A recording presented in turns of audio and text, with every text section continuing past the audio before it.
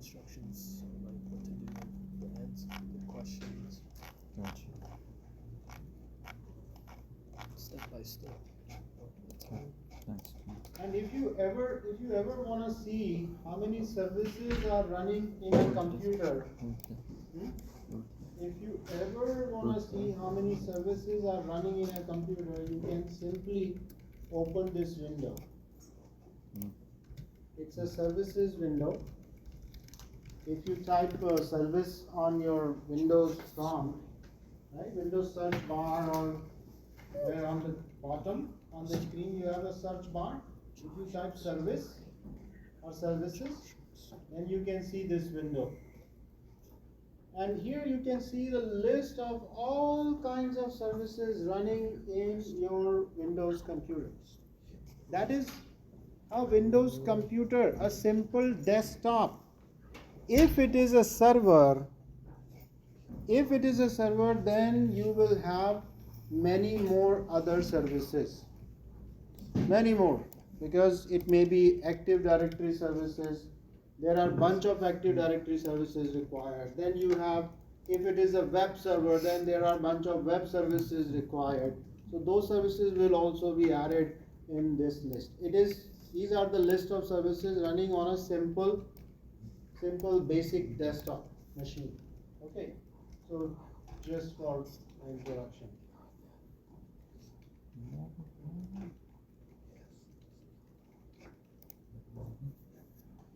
All right, so let's continue.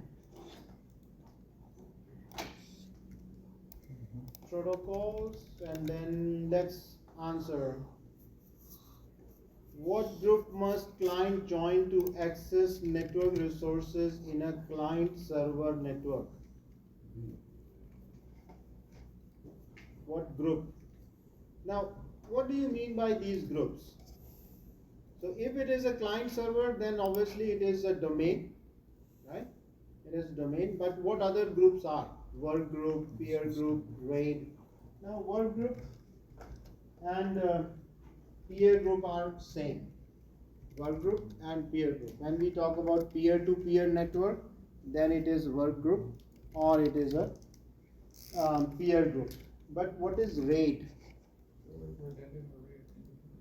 Redundant array of independent disk. It is nowhere related to the computers. It is related to the hard drives. If I would like to use multiple hard drives together, right now we have just one drive in a computer, and computer uses that drive all the time. But if I want to use multiple drives at once, then how computer is going to use one drive, all drives?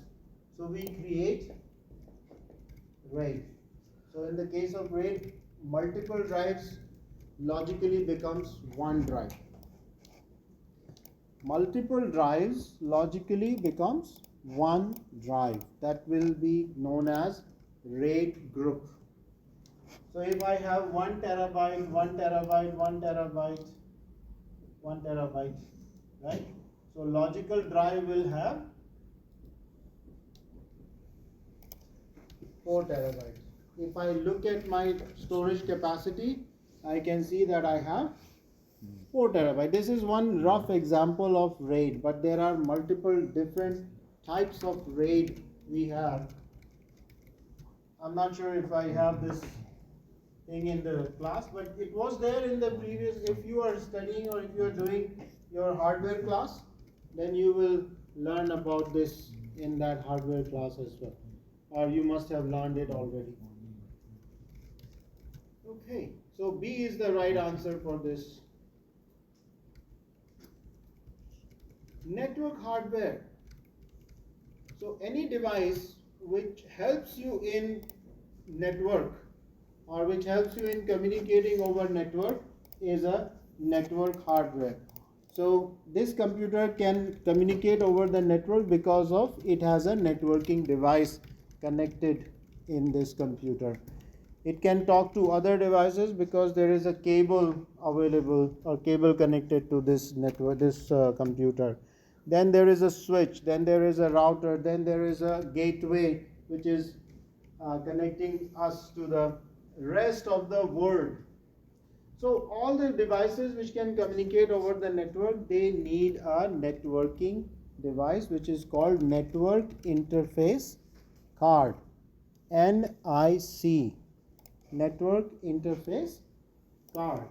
And these days all the computers except those thin laptops, all the computers has their network interface cards on their motherboards.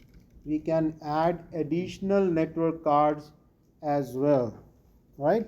These computers, especially in this room, these computers has two NICs, one on the motherboard, and we installed an additional network interface card as well. If you turn your faces, or if you can look at the computer's back, then you can see there are one blue cable connected, plus there is another empty port available in these computers. The shape of that port is, right? Can you see the shape of that port is something like this? Isn't it? So this is your network interface port, or NIC. NIC, network interface card.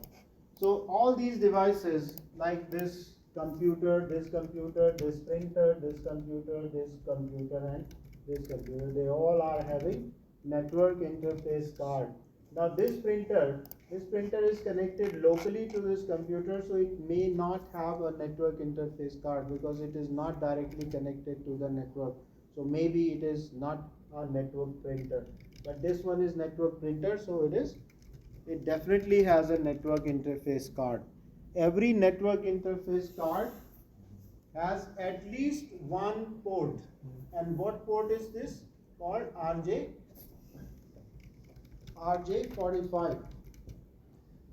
This port is called RJ45. You must have seen in the hardware class, or you will be seeing it in the hardware class. If you are doing it in this semester, you will see it. If you have already done it, then you must have seen it already. Alright, so one port is there, and there can be two ports also in the same network interface card. Two ports. Every port has its own identifier. Every port has its own identifier, and that is called MAC address, MAC address. And this MAC address is a unique address for every NIC produced or manufactured in this world. Every NIC produced or manufactured in this world is having a unique MAC address. Okay, because if this machine or these computers, as I'm telling you, these computers are having two NICs. So which NIC is using one application is defined by the MAC address. They are same, they are identical looking, but their MAC addresses are different. All these computers are having identically looking NICs installed, but they all are having different MAC addresses. So every time a machine or a software is using network services, it uses IP address and also uses MAC address in the communication. It always uses. Whenever you are sending an email to a person, you are using the person's email address, right? In the email address, two things are very important. First, the email ID, right? And second, the email ID is like my email ID is S Mittal. That is my email ID. But what is the second part of it? At gwinnettech.edu. The address, the server address is important, also important. neither of means either of those two cannot work alone. We have to use both. So similarly, IP address and MAC addresses both are used in all kinds of network communication. Single use of IP address or just MAC address doesn't help. Okay? To identify the computer in the network, IP address is used. To identify the device in the computer, MAC address is used. Alright? That's how it is easy for anyone to identify who or which computer was used for this communication. Which computer or which application was used for this communication because of the IP address. First of all, it is the IP address which is helpful for most of the organizations or security agencies to identify the location of the computer. Okay, now in coming classes you will get to know more about the IP addresses and you will see how you can track in future when you will be studying cyber security or networking, then how you can track anyone's communication. So it is important for every one of you, those who are doing either networking or cyber security, to understand how this IP address thing or MAC address works.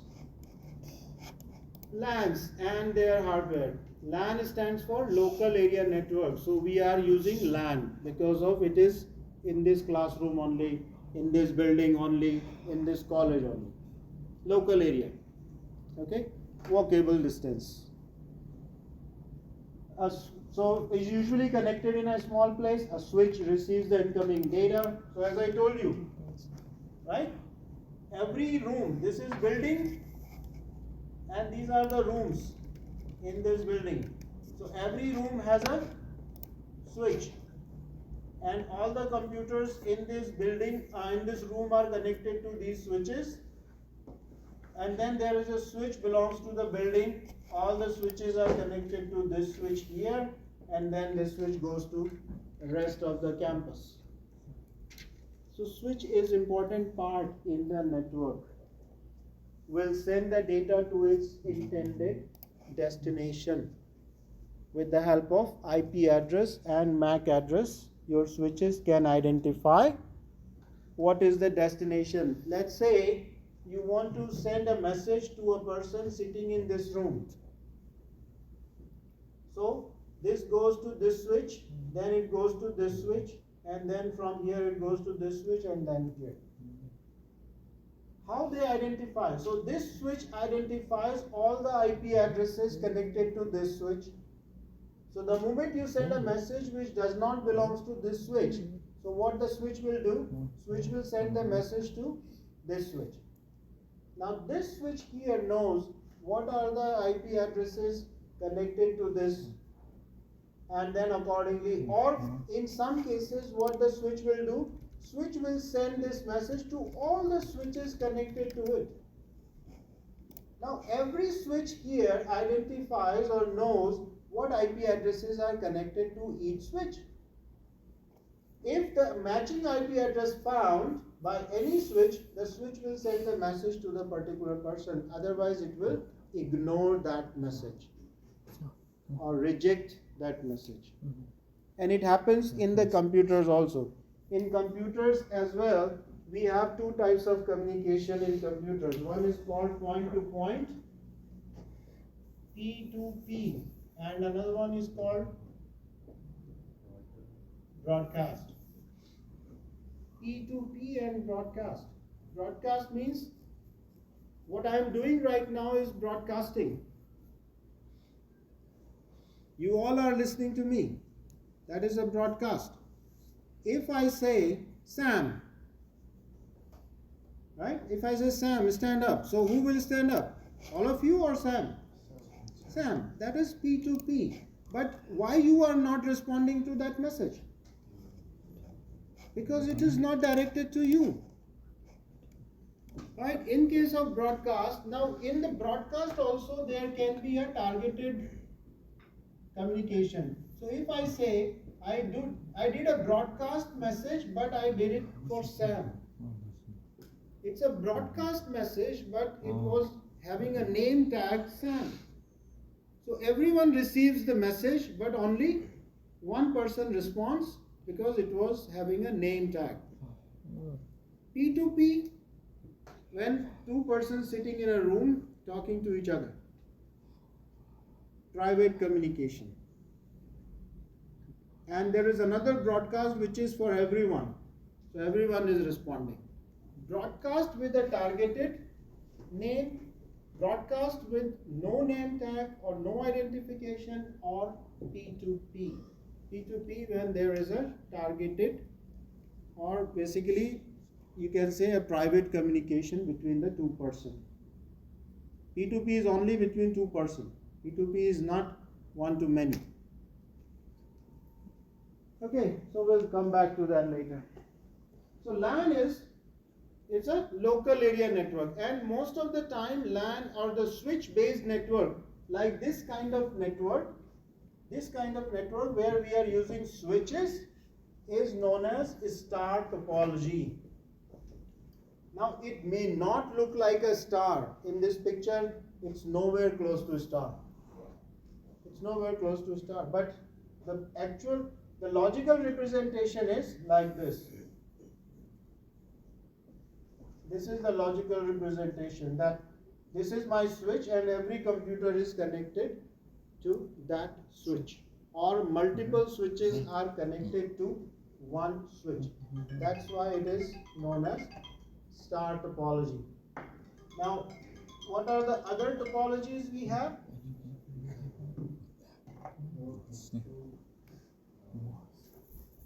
Okay, so NIC, you know, NIC also known as network interface card or network adapter. Then we have this, a LAN can have several switches. As I said, the LAN can have several switches, so one switch can be connected to multiple switches.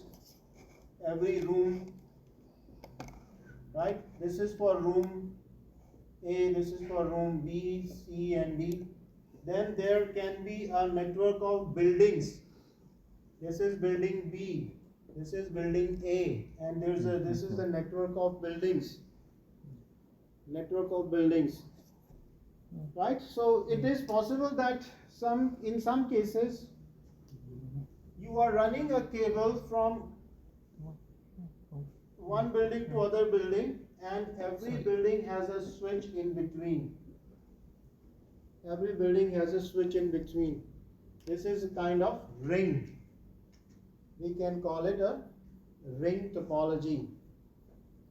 When you are forming a ring, then you are calling it a ring topology. Okay? And if it is a simple in a sequence, for example, you start from here and you go all the way to here, and then you have buildings connected in between. Buildings connected in between. So there is a start point, there is a end point. Whether you consider this as a start or this as end, it's up to you. But it has a start and end. This is called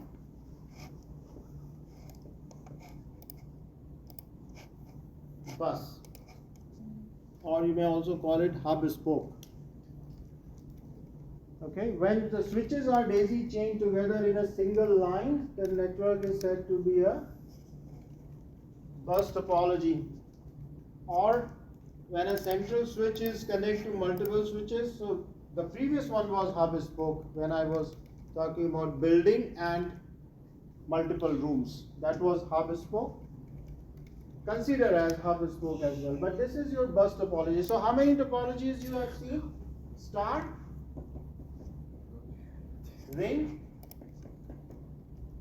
bus, hub spoke, where you are using switches, multi-layer of switches. Multiple layer of switches when you are using, that is your hub spoke. When I say multiple layer means So there is a switch belongs to campus. There is a switch belongs to building, and there is a switch belongs to classroom. So you have campus where the multiple buildings are connected. Then you have building where multiple classrooms are connected. Then in the classroom, multiple computers are connected. So it's a hub-spoke topology. At individual level, here it is a star. Here it is a star. Here it is a star. But in total it is hub-spoke topology. You can also have hybrid topology, where you mix different topologies together. Excuse me. Okay. Now in the ring topology, by the way, in the ring topology we use special connectors, because in the ring topology we are using we are supposed to form a ring, and your device is connected here.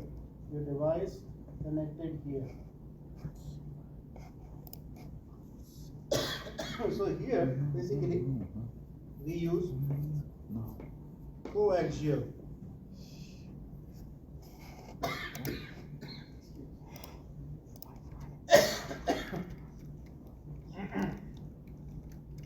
I'm not sure if you have seen it, but the connector of coaxial looks like something like this. There is a wire, and this is the connector which goes into the computer. It's a we call it coaxial connectors. So if I show you online, you can see.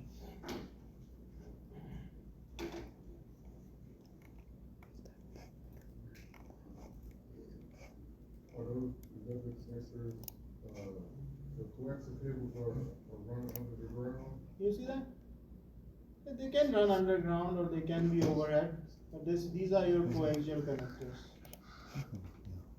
These were used earlier in coaxial cable networks or cable TV networks. In old TVs also, we were using these cables.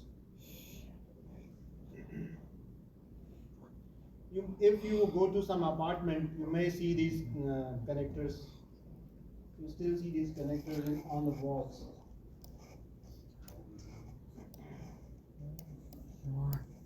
Okay. And this is an example of some topology.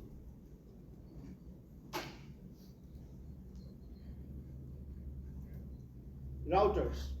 So router, now you know the switches, you know the NIC, and the third type of device is the router. So router is a device that manages traffic between two or more networks and can help find the best path for traffic to get from one network to another. Now how you did say that it is a different network? Can you tell me? How can you say that it is a different network? Like this classroom has its own network. Mhm. And then the cell phone. And then that's one personal network. But once you connect to the Wi-Fi, Mhm. you'll be on the local area network. The classroom network. You see that this Wi-Fi here, this is a router for Wi-Fi. When we are changing the medium, so routers can be used for different types of networks. So either you are changing the medium of the network, or you are changing the IP address schema of the network. You need a router. There we can say it is a different network.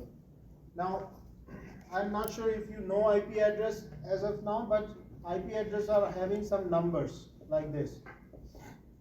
So if I have an IP address series,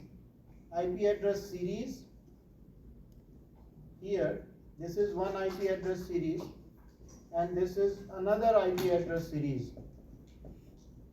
Okay, if I have two different IP address series and I want to connect these two networks together, I need a router. If I need to connect a wired with wireless, or I want to make my wired network into a wireless network, then I need a router. If I need to convert my twisted pair cable network to a fiber optic cable network, I need a router. If I need a coaxial cable to fiber optic, I need a router. If I need to convert my fiber optic into Wi-Fi, I need a router. So all these cases, wherever you are changing the medium or you are changing the IP address schema, you need a router to connect to the network. For example, if I need to connect this is my college network and this is the internet. I need to connect my college network to internet. So I need a router. Where? In the college or in the network? In the college. So in the college I need a router to connect to the internet. Same as with your home. Same as with your home. So your home has a special router, we call it ADSL router. So this router is doing all kinds of jobs. It is a router connecting your home network to internet. It is a switch and it is also converting your wired network into a Wi-Fi network. So it is doing all jobs together. But you may say that why it is not possible to have this kind of router in colleges. So they are available only for small scale operations. They are not for large scale operations. So routers are special devices, and moreover, routers can be used to control the network traffic. Routers can be used to control the network traffic. It's like a signal on your roads. Which side traffic will go first or where? Lanes. You have lanes. You have 3 lanes in a road, right? Middle lane, right lane, left lane. Left lane for those who wants to turn left, right lane for those who wants to turn right, middle lane those who wants to go straight. Routers can also be used to connect. For example, it is my router. So this side goes to 10.x.x. series. This side goes to 20.x series. This side goes to 192x series. This side goes to 172x series. So router, now if a traffic from here comes from 172, so router knows which side it should go. So routers, we call it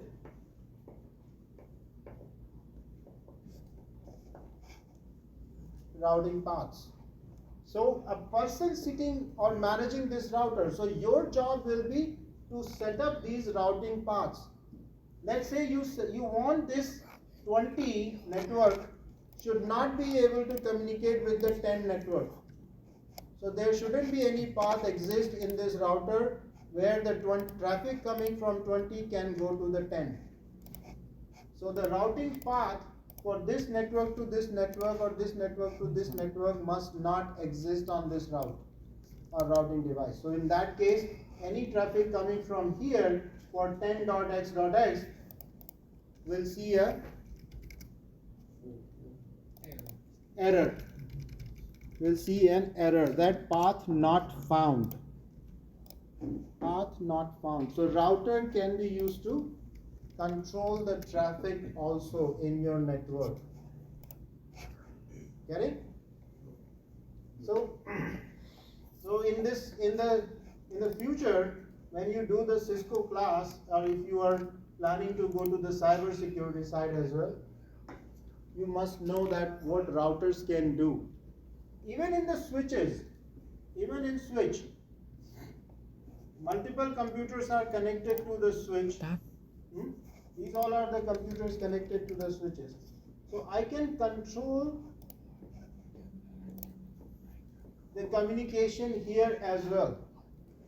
That which computer can communicate to which other computer or computers, or what computer can be connected to this port. I can restrict the port, and that is called port security. I can restrict that this person will sit on this chair only, or this chair will be available for this person only, or reserved for this person only. So it's a kind of reserved port. You can reserve the port for a particular computer only, and that can be done with the help of MAC address. So I can associate, okay, this port is reserved for one MAC address, this port is reserved for another MAC address, and same as I can do with all the ports. So in that case, a particular NIC connection can be made to that switch port, not others. So that way you can secure your switch connections as well. So routers are used for controlling the network traffic, connecting the different types of network. When you are changing the medium, you can use router. When you want to control the traffic path, you can use the router. Okay, so that's your router connected here. MANs versus WANs, or MANs and WANs. MAN is like, first of all, WAN. WAN is wide area network. Let's say connecting two different locations using a dedicated network. Two different locations like a college. Let's say you want to connect all the technical colleges in this state. You want to connect all the technical colleges in this state using one network. So that will become a WAN. Or you want to connect all the colleges in this country, or universities, let's say. Not colleges. Colleges would be too much. All the universities you want to connect in this country. So that will become a WAN. WAN has no limits. WAN has no limits. MAN is a metropolitan area network where you want to connect two distant locations but close, but smaller than WAN. For example, this college has two campuses. One is in Lawrenceville, other one is in Alpharetta, and I would like to connect both the campuses. So that will be MAN. You have two houses in the city. You want to connect both the houses together, so you put a cable, or you lay a cable from one house to other house. That is MAN, a metropolitan area network. Okay, so WAN and MAN. Now you may be using multiple devices in this case, and in these cases there is a special device we use that is called repeater or enhancer, signal enhancer. In cases because our cables are not very strong to carry the signal from one place to other place for a long distance, so sometimes we need to use signal enhancers or repeaters in our networks. PAN. What is PAN? Personal area networks, such as your smartphone and your laptops are connected. Your watch and your phones are connected, right? Your glasses. These days, glasses also becomes smart. Right? So your glasses and your watch and your phone and your laptops are connected, right? So this is your PAN, or we are also calling it body area network, BAN. The devices which we can carry on our body, like the ring. You are wearing a ring which is connected to your smartphone. Your watch is connected to your smartphone. If someone is wearing any kind of other medical device on their body, that is also connected to your smartphone. So all these are body area network, personal area network. There it is, BAN. BAN, WAN, LAN, SAN. Now SAN. By the way, WLAN is wireless local area network, so this is WLAN here. Then SAN. We cannot use, or we cannot see SAN, or generally we do not use SAN in our local operations, but our OneDrive. OneDrive is an example of SAN, but SAN over internet. So whenever you are using a storage, it is generally a cloud storage these days, and that is made possible because of SAN. We call it storage area network, but we do not use SAN directly because that can only be used with the help of an application. So what happens here, we create big silos of storage like data center. Have you heard about data center? Yes. Right? Big data centers. In these days, Georgia is going to have, or Georgia is getting so many data centers. Meta, Google, and Amazon. These all companies are setting up their big data centers in Georgia. We have some data centers already. Some of them are very close to us on Satellite Boulevard. If you are driving on Satellite Boulevard, there is a company or name called QTS. So that is a data center management company. Inside that, we have big. So we have big storage devices. The storage is running in petabytes. Right? Huge. The storage device like this room. So that storage device we cannot use directly. So we are having a storage here, which is connected to a SAN. Then it is connected to a server. A service is running on this server, and I'm using this service. That is the user with the help of internet. I will be using this service or server, and then I am using this storage. So as a user, we never use SAN directly. Okay, we always use it with the help of some kind of application. We all are using cloud storage, aren't we? iCloud or Google Cloud, OneDrive. With the help of Connect accounts, you can use Google OneDrive. So this is all storage, and this all is possible with the help of SAN. So SAN is basically made up of, again, special types of devices, but ultimately we can use SAN over the simple network.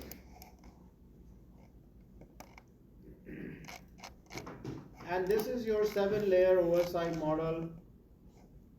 In this layer model, or basically in the beginning of the network, this was given by a few researchers, that how the network communication should be divided. For example, browser and web server communicate by the way of operating system and hardware, similar to how a letter is sent through a mail using US Postal Service and the road system. I don't believe any one of us knows how the letter is posted and reached from one place to other place, right? But it works, it goes through various layers. If I call it, it goes through various layers. In the computers also, every communication or every piece of information you would like to transfer from one place to other place, it goes through various layers on each side. So every side, both sides are having same type of layer. If you can enhance it, it is browser, operating system, hardware, physical network, then hardware, operating system, and browser or web server. Anything means every time you are sending a message, you are using browser. Let's say you opened a browser and you type www.google.com, right? This, and you press enter. This message will be taken by operating system. Operating system will do something on this message, then it passes this message to the NIC, network interface card. From the network interface card, it goes to the cables. Then it goes to the switches, routers. Then it goes in the internet. On the internet, it reaches to the DNS. What is DNS? Domain name server or service. From there, it goes to the Google, and from there, it picks the data and take the data back. So every layer is working in this case, and every layer is putting a stamp on your data. This is my stamp. Every time you are sending any message, it goes through various layers. So OSI model is made up of 7 layers, whereas another model which is called TCP/IP model is made up of 4 layers. You can watch some videos on your lessons or on your Cengage portal that will definitely explain you much better than what. So layer 7 is your application layer, which is the topmost layer. This is where you are working. So let's say your browser, your Outlook Express, your chat application, all are basically your application layer. As the name suggests, application. So from where you generate your data or your message. Okay, so if you go through the videos, then it will explain you in a better way. Then from the application, it goes to the presentation layer. Presentation is responsible for reformatting, compressing, encrypting. So all kinds of additional job or task takes place in the presentation layer. Let's say you want to, reformatting means, because the way you are using the data in your application, it does not travel in the same way. For example, if you want to ship one package, that single package does not travel all the way to the end. It combines with multiple other packages, then a truck, air transport, train transport, ship transport, all kinds of transport mechanism is used. So how this data is going to travel from one place to other place, that is basically taken care in the presentation layer. And if you are using compression and encryption, that also happens here. Then your session layer, which is basically establishes the communication, describes how data between application is synced and recovered if message don't arrive intact at the receiving application. So if anything lost in between, then how it is going to repair the data or recreate the data. So it is going to do that kind of job here in the session layer. Transport layer. Transport layer is responsible for transporting application layer payload from one application to another. So here comes the transportation mechanism. Whether you are going to use road transport, air transport, sea transport, or maybe just the local transport. If it is a local letter or local package, then a person can deliver by hand. So transmission control protocol makes a connection with the end host. So there are two types of connection protocol. One is called transmission control protocol, another one is called user datagram protocol. Transmission control protocol is like it goes to the sender, deliver it, and comes back to you and confirm, hey, I delivered the package safely. User datagram protocol is like it just throw the packet in the destination and forget. You will not get any acknowledgement, you will not get any confirmation whether the package was delivered or not. So all kinds of important messages or email messages or P2P messages, they use TCP mode of communication. All kinds of broadcast messages. Broadcasting done through UDP. Now can you tell me on internet, looking at the internet, email, what kind of communication it could be? TCP or UDP? TCP. Chat. Everyone? Why not everyone is speaking? Chat. TCP or UDP? You are sending an image to a friend. You are sending an image to a friend. TCP or UDP? TCP. You are going live on some social media. TCP, UDP? UDP. Why it is UDP? Because you are not bothered about checking or confirmation from anyone. Netflix. TCP or UDP? UDP. All kinds of video uploaded on social media is all UDP. One-to-one targeted communication, all TCP. Okay, then this is another transport layer protocol explanation. Encapsulation is very important word here in this all communication. So encapsulation is the process of adding additional information to the data inherited from the layer above. Means every time, let's say it is your application layer, then presentation layer, then session layer, then transport layer. So every time a data passes from one layer to other, it is going to put a stamp on the data. That stamp is categorized or is classified as encapsulation. Encapsulation means it is adding some kind of information about its layer. Some information it is adding about its layer to the data packets, and it is coming from top to bottom. What happens on the other side? So from the transportation layer, it goes to data layer, I believe. Network layer, sorry. So from the transport layer, it goes to network layer. So in this network layer also some information will be added. From the network layer, it goes to data layer, and from the data layer, it goes to physical layer. Everywhere some information is added, and on the reverse, that information is checked by every layer. So physical layer will check this information, data layer will check this information, network layer will check this information. So every layer will check its own information, and that information provides the detail about the message.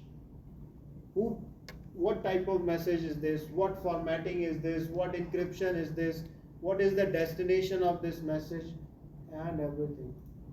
So if you watch the video related to these layers, that will explain you in a much better way.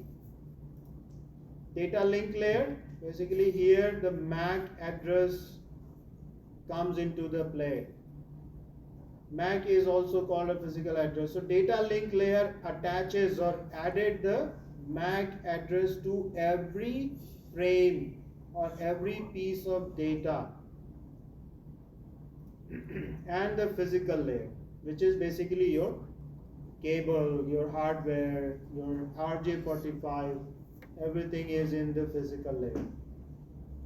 How the data is going to be? Is it a light based, means it is a fiber optic, or it is a twisted pair, or it is a coaxial cable, or it is a Wi-Fi?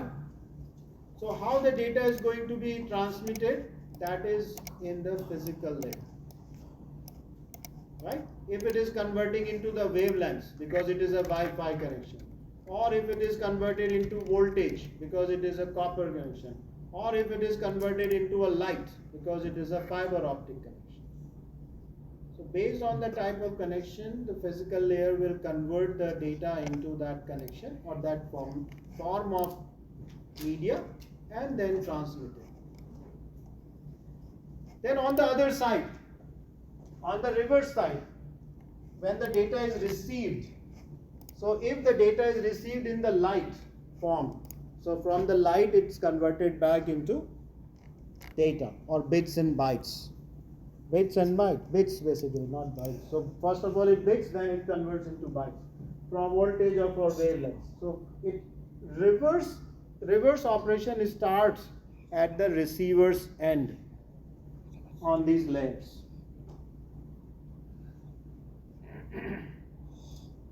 Alright, so this is your protocol data unit or PDU, which is basically deciding what layer is adding what type of information. So every layer, this is L7 PDU, then it is your L4 PDU, L3 PDU, L2 PDU, and L1 PDU. Means that is the additional information or additional data added to your data packet. So it is something like this. So from the application layer, this is your data. This is your data. Now application layer is going to add L7 PDU. So L7 PDU is added to it. Then it goes to the L4, let's say it passes L5, L6, L6, L5 and reaches at L4. So at the L4, so this one packet comes, so let's say it is L7 PDU comes from there, and this L4 PDU is added to it. Then it becomes L4 PDU at the layer number 3. So layer number 3 is going to add, this is my L4 PDU and it is going to add L3 PDU. So it keeps on adding in your data, and then from the reverse it keeps on taking out that packet from inside. So it is like you are opening a box, inside it there is another box, inside it there is another box. You keep on opening until you get the real packet. So real packet will be, only the application will get the real packet here, which is the data. No other layer will get the real data before the application. And if it is encrypted, then obviously no one else can get that data. So the data is contained in each of those. Sorry? The data is contained in each of those. Yes. layers. Right? Data is inside all those packages. But no layer can get the data except the application layer. Right? Emergency procedures like your fire suppression systems provide fire protection at the following level: building level, room level, rack level. You should have fire suppression system in the data center that includes emergency alert system, portable fire, emergency. These are some emergency procedures related to your network or anything else. Safety measures basically. Now, in case of TCP/IP, these are troubleshooting your network problem. If you are ever gonna troubleshoot your network problem, let's say this computer is not working, you are not able to log in, or you are not getting login. So first of all, the very first thing you should do is check if the network is, or this computer is physically connected to the network. So for that you can go back to the computer and look at the cable. If the cable is connected, then you can also check if the LEDs are blinking on the port, on the cable. If you come to the back side, or if you look at the back of your computers, you can see the LEDs are blinking on the computers. Make sure that LEDs are either green or yellow. They should not be red. If any LED is red, then that means there is a problem in the network, in this computer. There is a problem in this computer's network. If any LED, there are two LEDs on every RJ45, red and, one side is green, other side is yellow. They should be green or yellow. It should not be red. If it is red, there is a problem with the network. If everything is okay from the hardware side, then you can go to the computer. On the computer, you can try to use a command, very simple command, that is called ping. P-I-N-G, ping command. For the ping command, you should know the IP address of at least one other computer in the network. Let's say this computer IP address, some IP address, so you should know the IP address of either this computer or that computer. Or you can ask your friend, hey, what is the IP address of your computer? So how do you identify what is the IP address of someone's computer? Anyone remembers the command? You must have studied it. For that, you can open a command prompt. Command prompt looks like this, right? And the command to check the IP address is ipconfig. ipconfig. IPCONFIG. I hope you all can read it. So this is the IP address of my computer, the computer on which I am working. 10.10.182.91. Okay, this is the IP address. Every one of you has some IP address. So now you know the IP address of your friend's computer. So what you can do is, you can do the ping. So to do the ping, you will type ping space followed by the IP address of your friend's computer. Dot, let's say I use 92, 182, 182.92.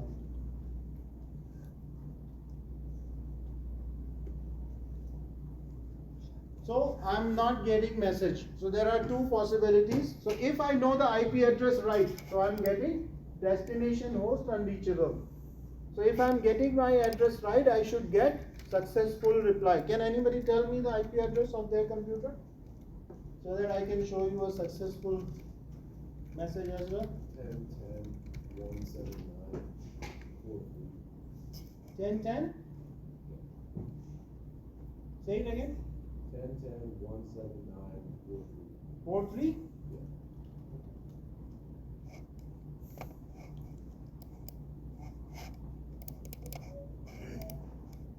Yeah, no. What could be the other possibility? The other possibility, it might be your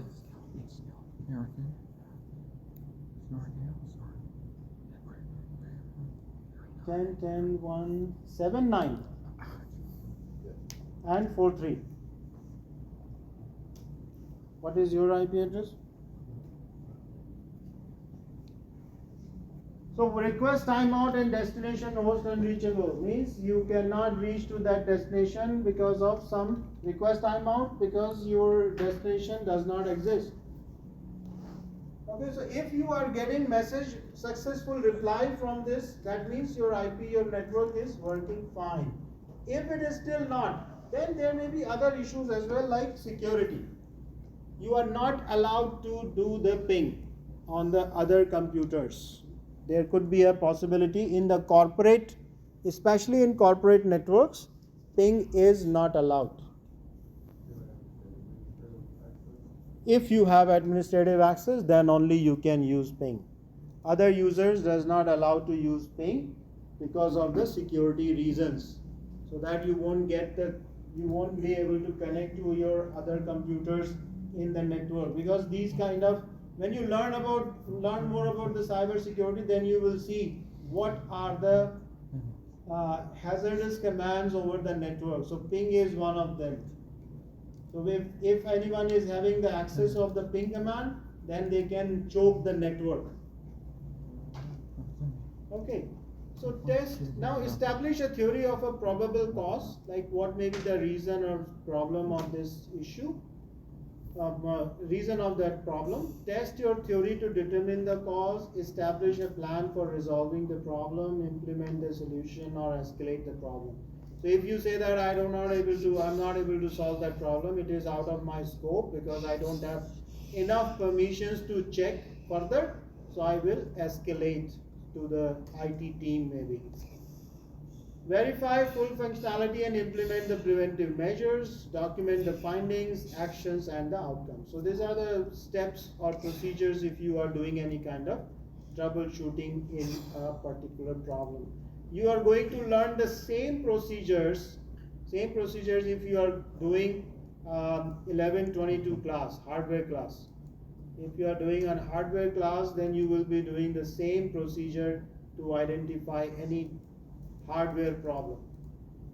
Identify what the problem and its symptoms, establish a theory, test your theory, establish a plan to resolve the issue, and from here, if the solution is in your hand, you are going to implement the solution. If the solution is not in your hand because of the permissions, you are going to escalate.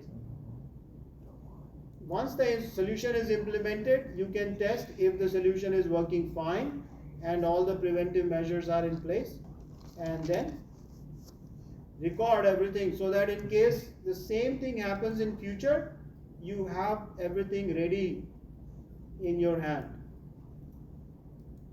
All right. At what OSI layer does your browser's web page request begin its journey through the OSI layer? What was the topmost layer? Application layer. And what was the bottommost? Physical layer. All right. Can you number them? Which one was the network layer at what place? 4. 3. And data link? 2. 2. Good. Very good. Okay. Self-assessment. So list the advantages and disadvantages of both that you can do later. Alright, that's all for this chapter. Very good. We finished it, and now we are going to do the lab.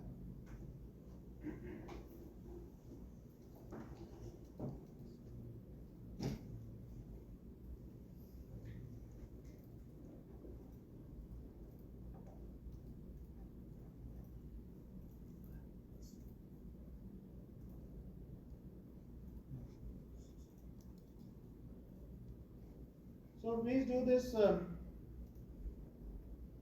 first lab here in the course assignment week 1 knowledge check. You did that pre-assessment. Have you completed this pre-assessment? So do this prerequisite live virtual machine lab required.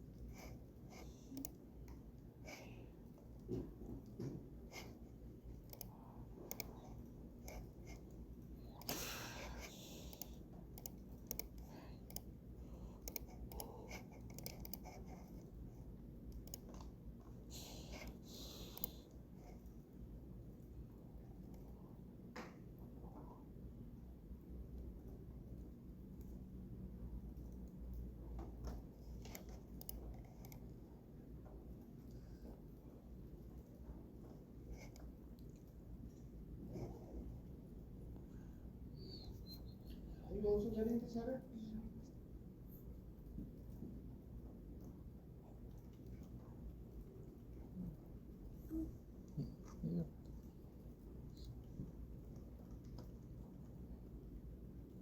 Are you any lab is opening or not?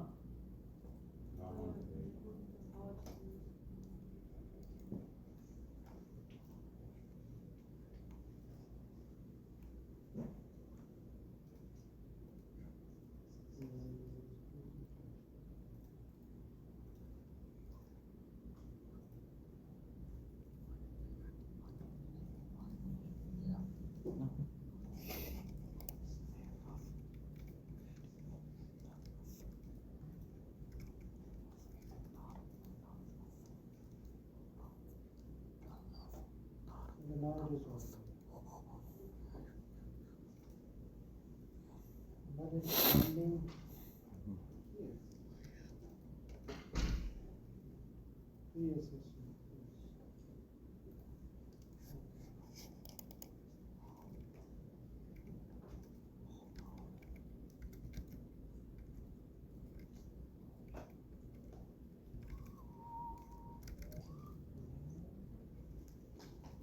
Looks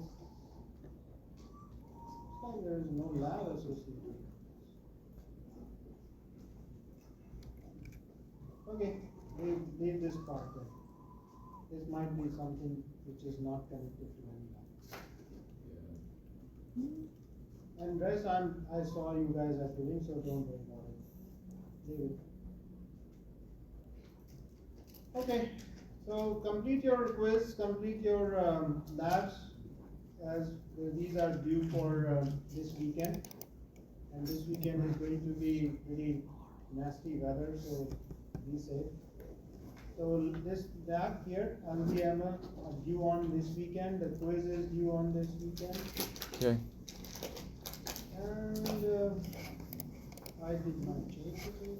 Let me change it.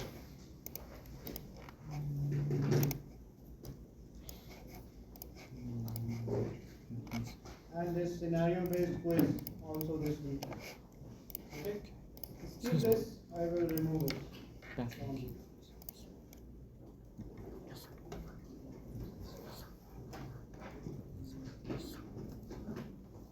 And for next week, please go through the lesson number 2, chapter 2. And we will be having Wireshark as well next week, so we'll see what is Wireshark and what it can do.